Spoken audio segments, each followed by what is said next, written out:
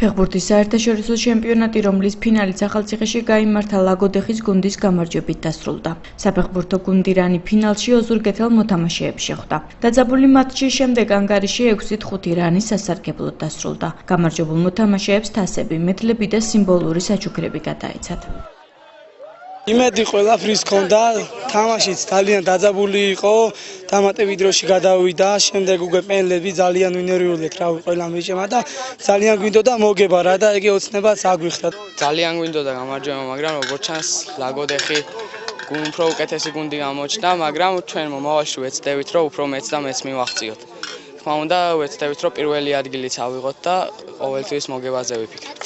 მესხეთის საფეხბურთო ფესტივალი ახალციხეში საზეიმოდ 27 ივნისს გაიხსნა. მასში მონაწილეობა ქართველ სპორტსმენებთან ერთად მეზობელი ქვეყნების გუნდებმაც მიიღეს. აღნიშნული ღონისძიება სპორტისა და ახალგაზრდობის საქმეთა სამინისტროს, სააფთიაქო ქსელის, PSP-სა და ადგილობრივი მუნიციპალიტეტის მხარდაჭერით განხორციელდა. ფესტივალის დასკვნითი ეტაპი კი რაბათის განახლებულ კომპლექსში გაიმართა, სადაც სხვადასხვა ნომინაციებში გამარჯვებული მოთამაშეები სპორტისა და ახალგაზრდობის საქმეთა მინისტრმა ლევან ყიფიანმა დააჯილდოვა. ძალიან მნიშვნელოვანია ასეთი სახის და ფორმის ფესტივალები. კარგია, რომ ეს უფრო მომავალ წელს ალბათ უფრო მრავალ მაყურებლიანი იქნება, მომზადებულები იქნებიან გულშემატკივრით და ძალიან მნიშვნელოვანია, რომ ახალციხობას დაემთხვა დღევანდელი ფინალიც და რაც მთავარია, ბავშვები არიან გახარებულები. მე მინდა ვთქვა, რომ ფესტივალმა შეასრულა ის მიზანი, რასაც ემსახურებოდა. ბევრი ახალგაზრდა ჩართო ჯანსაღის ცხოვრების წესში, რაც ყველაზე მნიშვნელოვანია ჩვენი ქვეყნისათვის, ჩვენი რეგიონისათვის. ასევე ფესტივალმა უმასპინძლა სომხეთისა და აზერბაიჯანის საფეხბურთო გუნდებს და რეალურად ბავშვები დამეგობრდნენ, გაცვალეს კონტაქტები და ესეც ძალიან მნიშვნელოვანი შედეგია.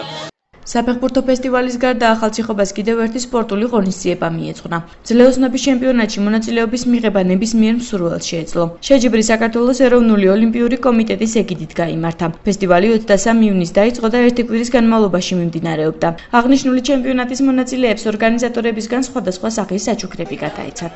ჩატარდა საკმაოდ ჯანსაღი ცხოვრების წესით და კარგი იქნება თუ ასეთი შეჯიბრებები უფრო ხშირად ჩატარდება, უფრო და უფრო მეტი ადამიანი მიიღებს მონაწილეობას.